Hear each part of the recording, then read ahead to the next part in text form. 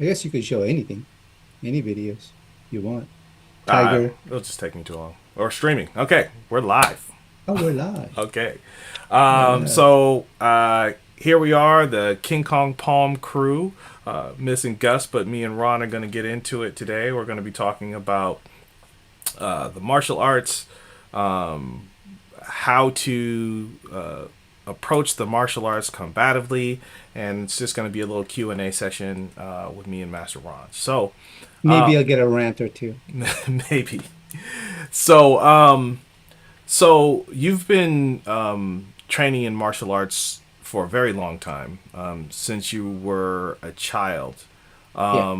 and then when you came to the United States, you trained in Kung Fu Sansu. You had a I school. trained in a couple other things, but then I discovered Sansu. Oh, you discovered Sansu. Okay. Only because it said Chole foot Mm. on their wall. Mm. But a lot of Sansu people, they're amazing. They're the best fighters I've ever known, but they can't interpret their own flag. It says Chole foot. Mm. But anyways, sorry. We are the black sheep cousins of Chole foot because we just did fighting. And so you guys are kind of like the five ancestors because you're Choi, Lei, Ho, Foot, and Hung, right? Yeah, it's supposed to be a little, yeah, Chole foot ho hong. Yes. Mm, okay. The five ancestors, the blah blah blah. And everything about it is the same as what is the mainstream Chole foot nowadays. Mm-hmm. That's why I love hitting it. I love getting, trading notes and stuff with Brandon, my brother, Young, Mm-hmm. Mm-hmm. at San Francisco. So they have a more systemized Chole foot. I mean, impressively, of course. Sansu is basically that version, but make it just fighting. Mm-hmm. So That's all we do. so I noticed, yeah. So that's the one thing that I noticed is that the primary function of your system is just the fighting. There are some forms and some formality things, but for the most part, it's Sansu just forms are just nothing. yeah. It's more like you know to get some of the movements in your bodies. So tell me about that. Like, what is the difference between that style of training and kind of what you see in maybe the forms based kind of version of the training? I just had a conversation with another master about this a while back, and I feel like the kind of training about that is if it's just forms, drills, and such, it's not really far off from a dance training. Mm. You get your body going, you get your body trained correctly and moving correctly. Some people just follow along, and some people go above and beyond and become super athletes Mm. to do that. But aside from that, I feel like they're still not doing kung fu. Mm. It's pretty much this is how I see a lot of kung fu practitioners nowadays. And I feel like they're in this loving relationship. After a while, they're loving it, loving, loving, loving. And after a while, they don't have any sex anymore. So guess what? And they're figuring out, oh, what I know is not, so I'm going to find it someplace else. So they start going to Krav Maga, kickboxing, stuff like that. But they still go back to Kung Fu because they love it so much. Mm. But you have to get some needs going, you know?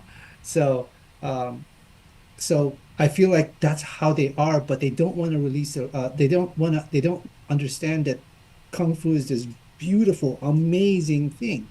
You don't have to go to, all these other arts to like put that together, but I don't blame them because there's many teachers and masters nowadays that have no idea how to use Kung Fu in a practical format. And so this is kind of one of the things that I'm interested in understanding, because I do see the same thing. I do see people saying, okay, well, if I can't get here, which is understandable. I mean, I even went through periods where it's like, okay, there has to be more. Luckily, I found people like yourself and others that knew how to actually use the stuff. But people that don't do that, they end up going to maybe some other system, which is fine to cross Oh train yeah, and perfectly understand. okay. But one of the things that I found is that they don't know how to make that bridge back. They don't know how to bridge that information back to what they were studying before. True, true. And so I what know do you, several people right off the top of my head I could say names to, but they'll get mad at me. yeah. So Who does that? it's one of those things where is that a product of instruction or is that a product of the art? I feel like it's individual. There's some people who are okay. Let's go back to the base root of it. Is I feel like they just don't know it. They just don't know it. Right. They just do these things, and to understand your limit and to understand if you are effective, first of all, you have to get that mindset of can we spar with this? Do you spar with a mugger? You know, if you are training to be on the ring, that's a different training. If you're going to fight other martial artists, that's a different training. That you have to get tougher, you have to get quicker, you have to be faster. There's no elements of surprise. Ours is actually easier. The way I train now you and other people in combat is it's easier, but it's deadlier because we're trying to survive and run away. I mean, one shot to the face is good enough that the best thing for self, the main thing about self-defense is having the ability to run away. So that kind of training kind of correlates to scenario-based uh, um, where you put yourself in a pressurized system, like what my brother always say. You know, anything that you do, forms, kung fu, any martial art you do, give it a little bit pressure. If it breaks in that little pressure, find out why. Don't abandon it. Find out why, and fix it and fix it. But what we do in the how I train you and how you're training now is you're doing that. You're finding the pressure the limits of the pressure on this, right? Now, you will find movements, practical movements in Kung Fu that are your bread and butter. It would work for 80% of punches, 80% of attacks. I mean, you're gonna just gonna keep using that when you don't, when you're not thinking, that's what you're gonna use. But your journey has a lot further than that. You start learning all the different variations that you need to do to, first of all, entertain yourself so you can have some sort of motivation to continue your art, right? Um, and then you also get better. As you grow older, you become more efficient because you have to. Your body doesn't move as well, you know. Now, So, so there's a trap that I see in the martial arts, and it's this trap of delusion, right? mhm. That I find that I mean we're seeing it right now with Shi Dong going and beating up all these Tai Chi masters and Wing Chun people and all this kind of stuff like that. So Kung Fu's looking real bad right now. They should be beaten. Yeah, I feel the same thing. Major thing for me is that those people didn't train for their fight. First of all, we're talking about combat sports, so we're not talking about street fighting. But those Right. people would have gotten killed in a street fight because if they got beat Also, up, even worse. even Yes. worse, yeah, because that guy stopped and there was a ref and there was somebody to stop it. But these guys are getting punched one time and they're out, and it's like they didn't have any understanding of distancing, timing. They didn't have any understanding of what the other person's skill set was. They didn't train for the fight. Exactly. And so that You that to me is like that's the most delusional thing in the whole world is to first of all believe your own hype, believe your own untested hype, your own unpressurized tested hype, and then to put yourself in a situation where actually harm can come to you because you were actually delusional about it. So correct. how Correct. how do we address the delusion that we see in martial arts schools, martial arts instructors across the board? Like is that something that could be addressed? With a good realistic mentor, you could, I'm sure, that actually has practical knowledge on stuff like that. But under first of all, as an individual, as a practitioner, know your limits. don't if even that's even a word, don't imagine your limits. If your limit is 10 and you think you're 20, like what those guys you're talking about, they just go in their freaking silk suits, right? And they get their ass handed back to them, because they don't understand the limits, just like what you were saying. They don't train for the situation. Everything that we do in Kung Fu, in combat Kung Fu, is situation. What happens if he does this? What happens if he does that? And then after a while, we don't even tell you what we're doing. That everything becomes a body memory, or just muscle memory, and all your brain is thinking is, where am I going to put this guy? That's it. All you're And thinking, or do I want to fight or not? and then like so what's the progression also in your mind when it comes to okay, here's the movement, here's the application, and here's the combative situational type of how do you walk people through getting to the place where they can do this under duress, people doing different things, people doing things that they're not expecting. My brother Gus is a master at that. I love the way he pressurized things. I learned a lot from him about pressurizing things because uh, uh, um, at at the beginning, you need you can't you have to. This is what I noticed with Gus does, and I've done this in the past too, but he does it better. He immediately attacks your mentality. Can you um, withstand a little bit of reality?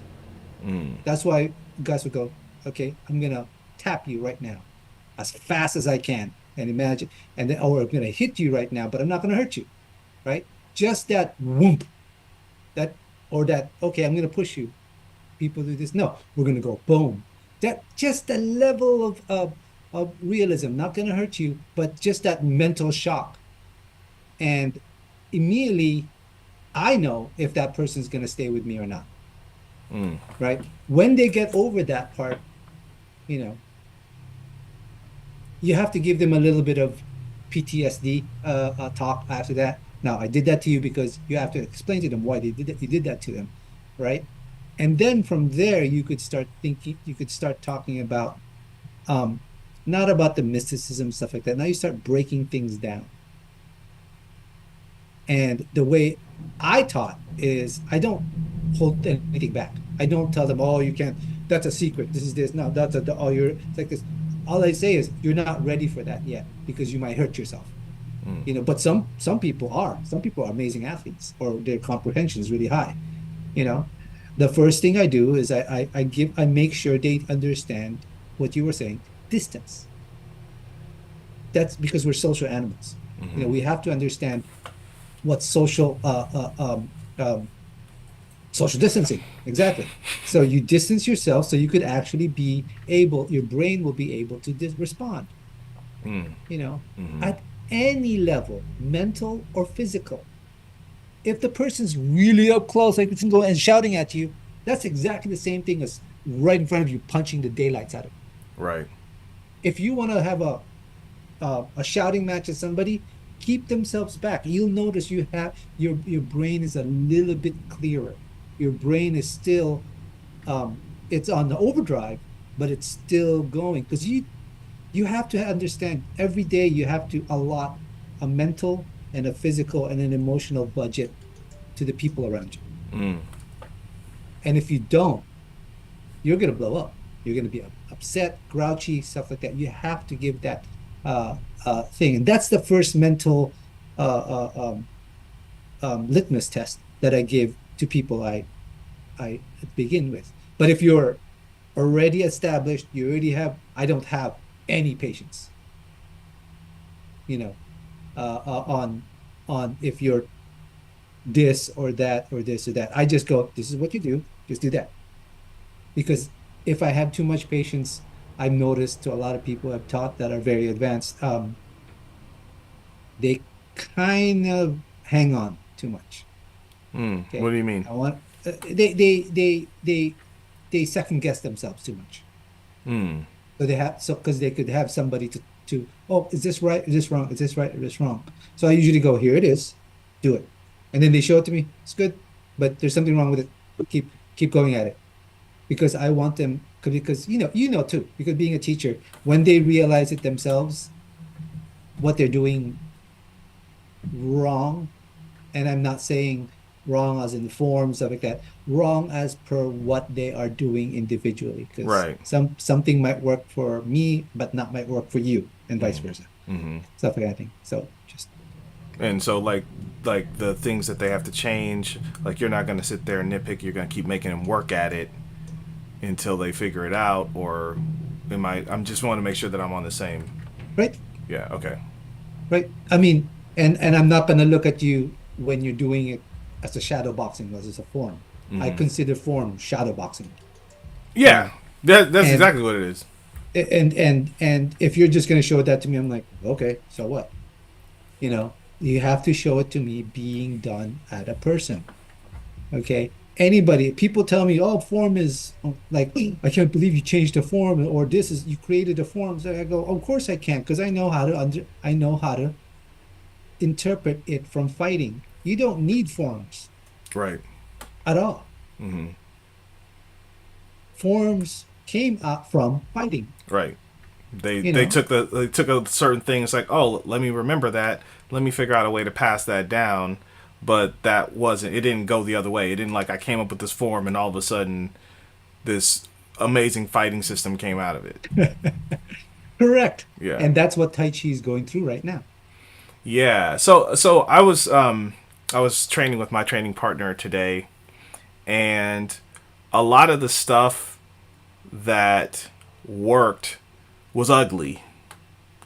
It was ugly. It didn't look good. Like I couldn't, you know what I mean? There was no way that I was going to like if I turned that into a form, like people would be like that is some ugly shit. Like I don't want to I don't want to practice that martial art. But everything that we did was like super effective, super deadly, super lethal, like break you off, break your arms, throw you on the Right. ground and, Right. hurt your children's children and Yep. like you know what I mean. So that's kind of what I realized, and I think like a lot of times when people are doing forms or they're they want everything to be this way or this way or this way, and that's cool, and there could be like a lot of utility that might be in why you did it this way or this way, but until you meet another body and also different types of bodies, different sizes, that you have to make these adjustments that can just not be encapsulated in form. Correct. I mean, because form is, like I always give the analogy, form is speech, Mm-hmm. and form is Elizabethan speech, Mm-hmm.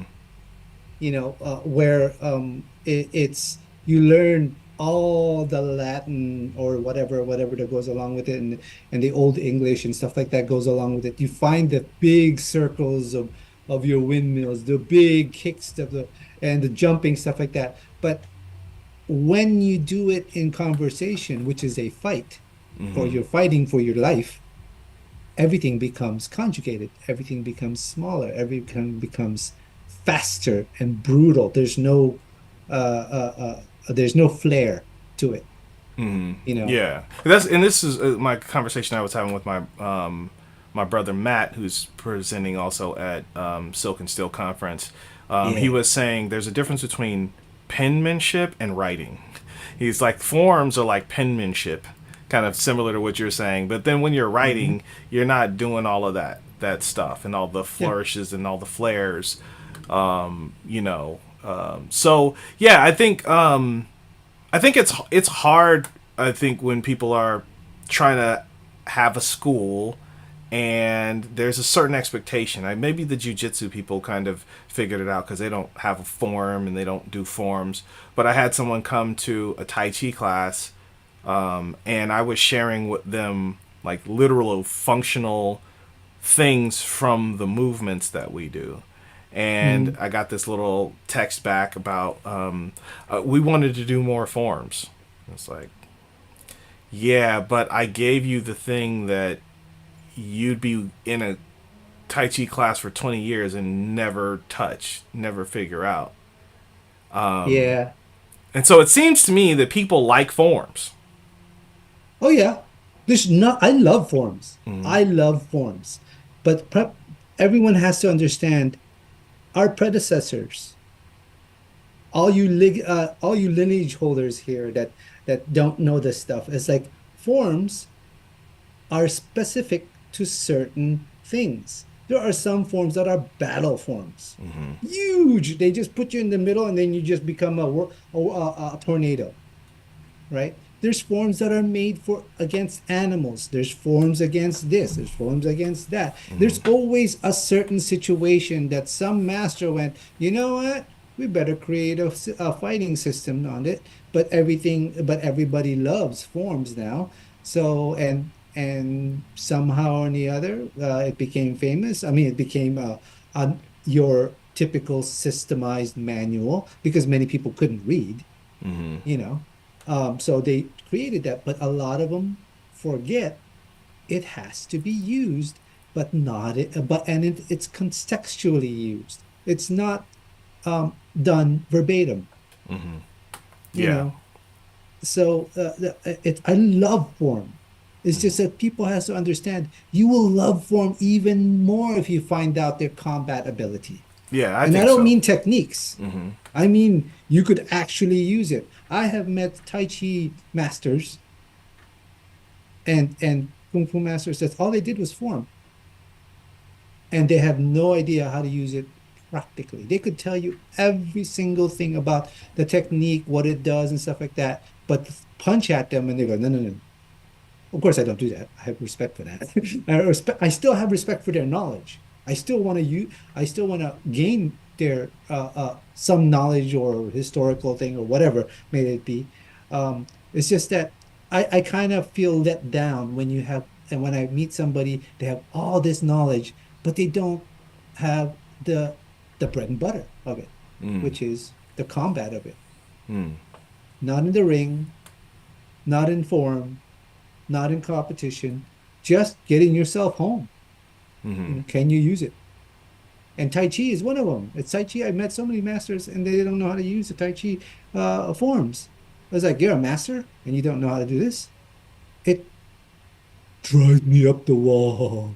Yeah, I Okay. had But not too much.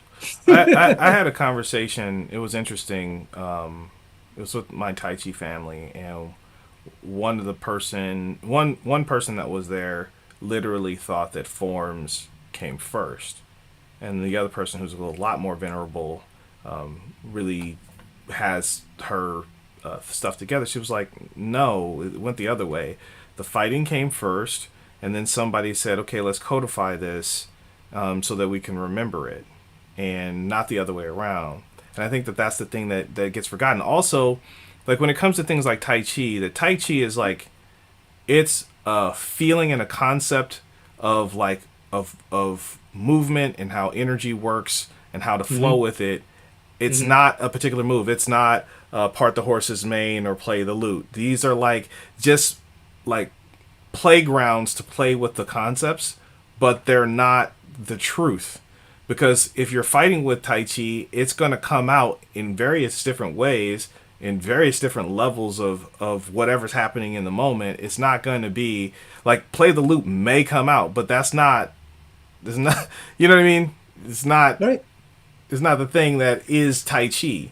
And so a right. lot of people come to Tai Chi and they're expecting, oh, I want to learn this form. It's like, okay, well, cool. We can use this form as a limit so that we can understand an idea, but ultimately, the principles that Tai Chi utilizes is the thing that we should be focusing on, not the finger pointing to the moon.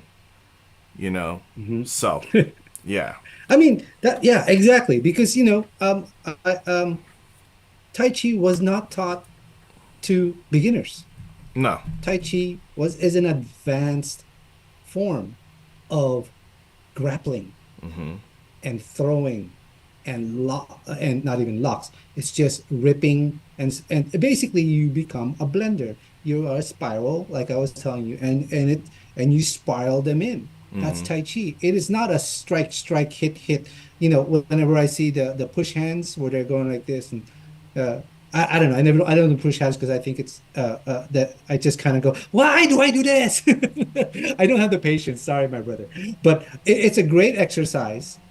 But it has to be understood compartmentally. This is what that is for, you know, because if you are that close to somebody, it doesn't matter if you're a master or not. It's just who's faster to hit you, you know. So And who can get to the levers and to take you if down. that, if Right. that, because levers and all that stuff, it requires you to start from far away, Oh no, I'm talking about right? like if you're And this close and somebody just grabs you and the lever is I'm dipping you, I'm taking you to the oh ground, yeah, you know. yeah, yeah.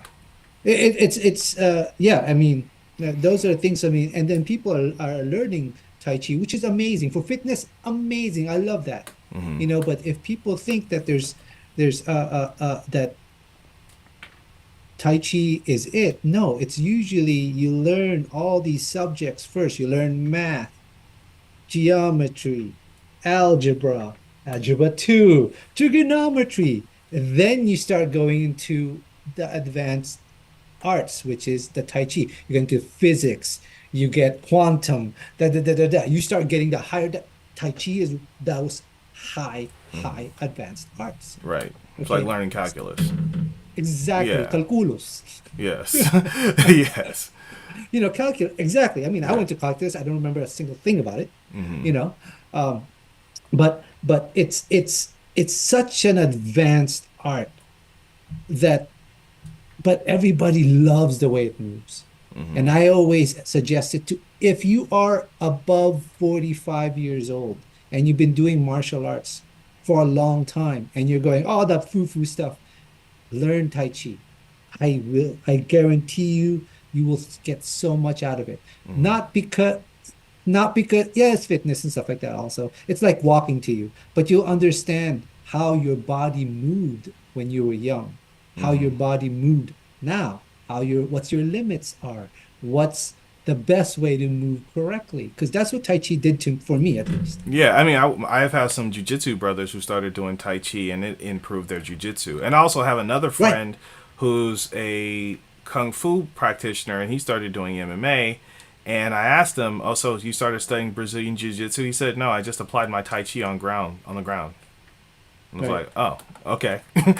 That makes sense, right? Right. Right. So, a lot of times people just don't know that these things are there. But then as an instructor, one of the things that, I think is challenging is okay, so you came from this lineage or that lineage, and there was a limit to what you were able to learn from that. And so now that, say, you're an instructor, you have a school, or you're going to start a school, finding people that can offset that education and that continued education, not necessarily trying to teach you another style, but teaching you the methods to make what you do more effective, is, I think, the thing that people are really looking for. And this is where what King Kong Palm is offering is very important because instructors like me, I've been doing martial arts for a very long time since I was young. But this is that next level for me to continue to, grow in the arts, share with my students, but also like keep that edge. And Right. so, what was the reason why you guys started this? Was it for was it for instructors like myself, or like who is this targeted at? At first, it was basically, I mean, as a personal reason, I target it to people who have been doing a lot of Kung Fu just forms and would like to learn combat. But going back to what I said about that marriage where they love the art, but they have to go someplace else to get some action, um, that's what we find because they want to be discreet. They don't want to look at anything else. They want to continue doing what they're doing. You do kung fu, but then you do Krav Maga. You do kung fu, and then when you do self-defense, you do kickboxing, stuff like that. Great, that's fine. It's just that do understand kung fu has that too. And I find a lot of things that, oh, just so frustrating sometimes for me. And the way when we started it, we wanted to basically be open out there. If you're doing Wing Chun, I would love to see you do Wing Chun forms and then Wing Chun street fighting. You're doing Eagle Claw, Eagle Claw street fighting, where you actually put it in a pressure test and you actually did it effectively. Right. And figure Like out what, what the thing is that you have to tweak because, like you said, it becomes abbreviated. You have to have your openings, you have to have your entrances, you have to have your way out of the situation. right. How do I apply my movements and my system to that? Yeah. Yeah. I mean, the biggest thing is I wanted to see, Mantis. You're doing all this cool Mantis form and looking like a bug, right? Which I love, by the way, not the bug part, but looking at the form. But can you do that in a real street fight? Can you do that to protect you and your family and escape? You know, so not to stand there heroically and take the bullet, maybe you have to, but at least can you use it? You So know, so I think a lot of people will say look at you, look at KKP, look at Gus and say, "Okay, yeah, I do a semblance of that." And then they go back and they go to their school and now they're just doing whatever it was that they were doing faster or harder. Like what do you have to say about that? Like what is the downfalls of that approach? I could be effective in a slow motion. Mm. I could do all the things that we do slowly and safely. But you've seen me and felt me go super fast, right? Going faster is actually, I feel like you're hiding behind the speed of it, that it's going to work if you just push it harder. It's what you guys do, what a lot of people show is, okay, here's the technique. Our predecessors, our masters have showed you this is the technique, this is how you do it correctly. Whether any kind of speed, this is how you do it correctly, right? Now, figure it out under pressure, but not just a technique. You have to understand the whole thing. And that's what Sansao is. It's not a martial art. It's just a training method, you know, but it is not a quick fix. Like you were saying, if you were a person that you had this school and you wanted to like, you got tired of like showing people kung fu forms, but then doing other arts as a self-defense thing, this is not a quick fix. You have to steel yourself, get over your frustration. You could do it discreetly so you don't hurt your master's feelings, you know. But it's all about you, and it's all about you not being frustrated. And the one of the best things I've ever felt to me, for myself, is I have complete confidence in what I learned. Complete confidence. Only because I used it in the streets too, right? And of course, as I get older, I'm not going to be as strong, as fast, and stuff like that, but I don't think about those things anymore. I'm just confident enough in myself that I go, okay, I know it. Now I'm going to just look at so many. Now my thing is, I'm going to look at so many forms and just check out how they do things. Yeah, one of the things for me is my testimony is that like I understand what my teachers taught me way better now that I'm learning Sansao and Good. learning the KKP kind of format, and also it helps me with my students to have this understanding layered into what I do. But I will admit this: none of this has been easy. None of this Hmm. has been something that, oh, it's just like you said, a quick fix. All of this stuff has required cultural change, personal change, Right. and it's still an ongoing thing. And layering it into what I do, is one But of are the you things. having fun too? Oh, I'm having so much fun. It is Good. actually the funnest time of my life. And even just, my training this morning with my training partner, which is required really to be able to do this is, Hmm. you have to have somebody to train with. You have to have a body to touch.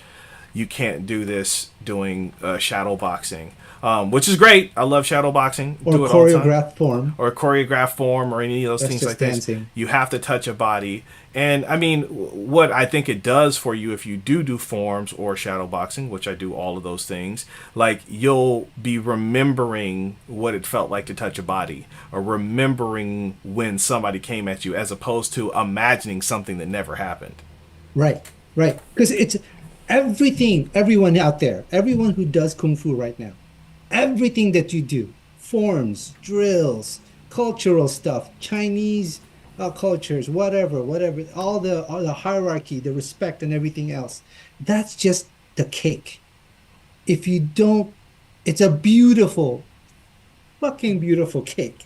It's gorgeous. It's thousands of years old, but it's still fresh for you. But I see you as you've never even bit into that cake. You've never even had a slice in that cake when, if you haven't done the combat part of it, it was just the sun out part. Yeah, you just been looking at a cake that you know is All this potentially time. delicious, but you've Right. And never. if somebody tries to fight you, it goes, look at this cake. Okay, better not fight me because this cake is badass. So I want you guys to eat it, get fat on it, love that cake so you can create more cakes. I feel like all this stuff that Kung Fu it's gonna become nothing in about 100 years or even less. It's just gonna be, oh, it's one of those things that, that they did in in the past. Right, and it doesn't really work and it doesn't really exist. Well, I think we are at time, so this has been an awesome session and segment with me and Master Ron.